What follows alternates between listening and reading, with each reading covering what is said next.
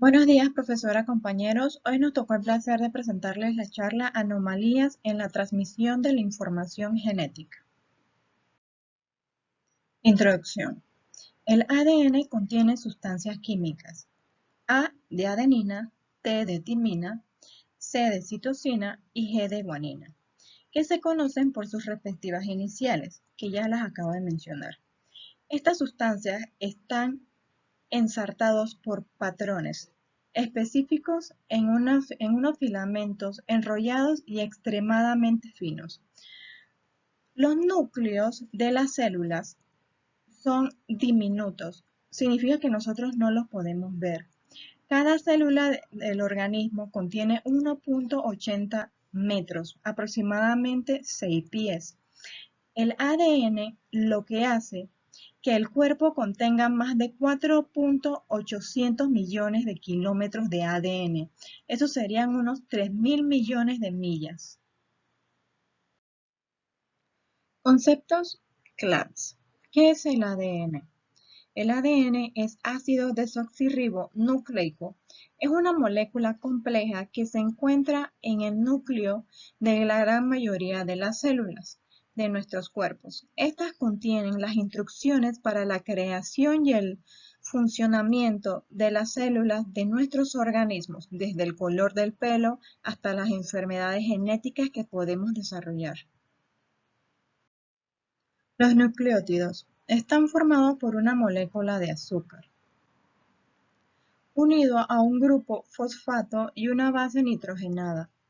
Las bases utilizadas en el ADN son las secuencias de ADN. Se representa de forma simplificada según la base del nucleótido.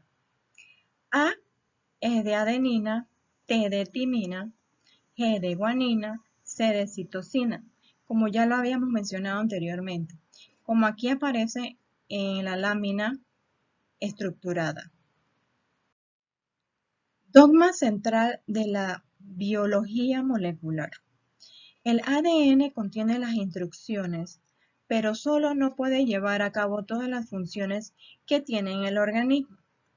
Las encargadas de ejecutar las funciones son las proteínas y el proceso por la cual el ADN llegamos a una proteína lo recoge el dogma central de la biología molecular.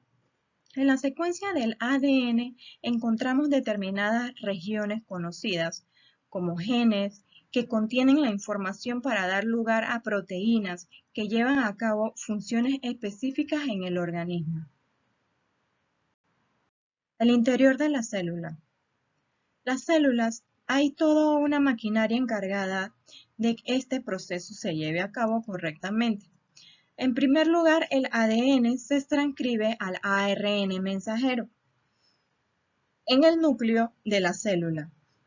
En este proceso se sustituye el nucleótido T de timina por U de uracilo en el ARN mensajero, que sale del núcleo, y unas estructuras especiales llamadas ribosomas. Se traduce a proteína, la cual está formada por unas secuencias de aminoácidos. En la secuencia de ARN, los nucleótidos se leen de 3 en 3, formando un codón que se traduce en un aminoácido específico.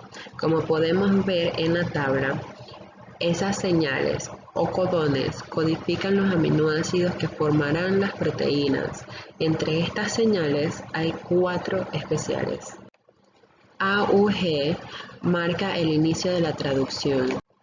UAA, UAG y UGA son los codones de parada que señalizan la finalización de la traducción. Estas variaciones genéticas que todos tenemos en nuestro material genético son las que nos hacen únicos. Si no hubiera variación genética, tampoco habría evolución, y es que el origen de toda variación genética son las mutaciones, es decir, cambios estables y heredables.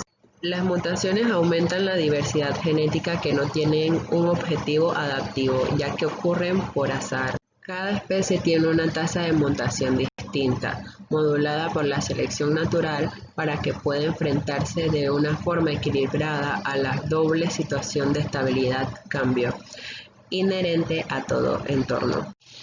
En estos trastornos, un solo gen es responsable de un defecto o anomalía. En estos casos, el trastorno puede deberse a un gen dominante o un gen recesivo.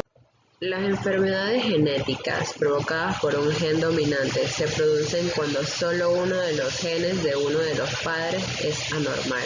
Si el progenitor tiene el trastorno y el bebé tiene un 50% de posibilidades de heredarlo. La acondroplasia, el desarrollo imperfecto de los huesos que provoca enanismo, es una enfermedad causada por un gen dominante.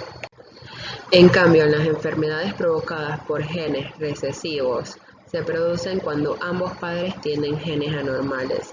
Si ambos padres son portadores de una alteración genética, el bebé tiene un 25% de posibilidades de tener un trastorno.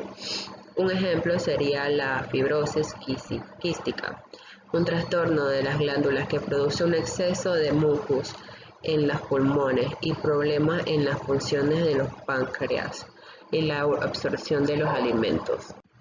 En algunos casos, las enfermedades pueden deberse a varias anomalías genéticas o el efecto combinado de los genes y el ambiente.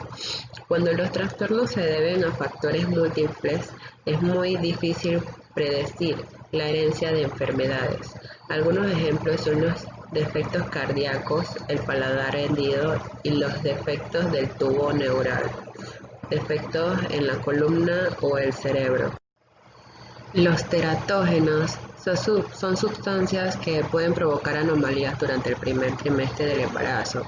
Cuando los órganos del feto se están formando, en consecuencia, ciertas sustancias pueden producir anomalías a los bebés, como el alcohol, algunos medicamentos o exposición a otros niveles de radiación o plomo.